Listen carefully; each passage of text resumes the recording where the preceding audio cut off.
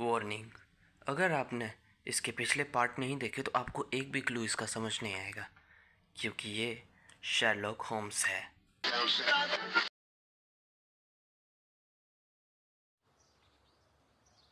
देखो वॉटसन, जो मैंने डिटेल्स लस्तारजे से मंगवाई थी वो आ गई हैं। चलो देखे क्या लिखा है इसमें। रुको, मैं पढ़ के सुनाता हूँ। मेरे दोस्त होम्स, तुम्हें याद होगा हमने मिलके काफ़ी थ्योरीज बनाई थी। हमने चलो वॉटसन, ठीक ही है। कल हम 6 बजे अपनी टीम के साथ एल्बर्ट डॉक गए, जहाँ जाके पता चला कि सच में एक जेम्स ब्राउनर नाम का स्टीवर्ड काम करता है, मगर अभी के लिए शिप के कैप्टन ने उसे सस्पेंड कर दिया है उसकी नॉर्मल हरकतों के कारण। जब हम उसके पास गए तो हमने देखा कि वो किसी बात की टेंशन में लग रहा था और सिर पे हाथ रखा हुआ था। वो इधर उधर टहल रहा था जैसे मानो कुछ सोच रहा हो।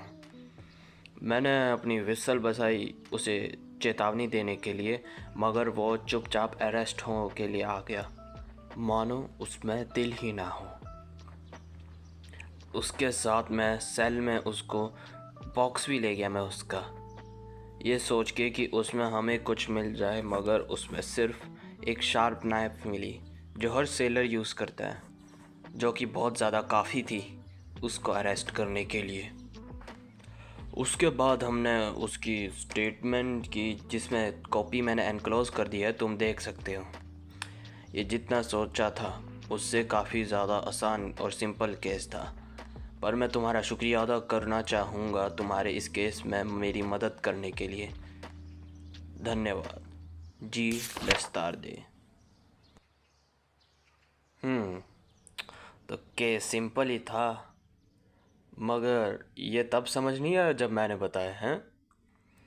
चलो खैर, अब ब्राउनर की स्टेटमेंट पढ़ते हैं। क्या मुझे बोलने की ज़रूरत है? हाँ, मैं फिर भी बोलूँगा। तुम चाहे मुझे फांसी लगवा दो या छोड़ दो, मुझे ज़रा भी फ़र्क नहीं पड़ता। उस रात मैं से अब तक एक बार भी नहीं सो पाया हूँ, शायद अब मरते दम तक नहीं सो पाऊँगा। मैं जब भी अपनी आंखें बंद करता हूँ, या तो वो दिखाई देती है या तो वो दिखाई देता है, जिसे मैं अनदेखा नहीं कर पा रहा। ये सारी गलती सारा की ही है।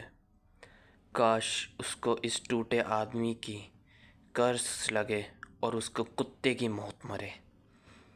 वो चाहती तो वो मुझे माफ़ कर सकती थी और हम उसी प्यार के साथ वापस रह सकते थे। उसको बस इस बात का बुरा लगा कि मैं अपनी बीवी से ज़्यादा प्यार करता था। वो 3 बहनें थीं।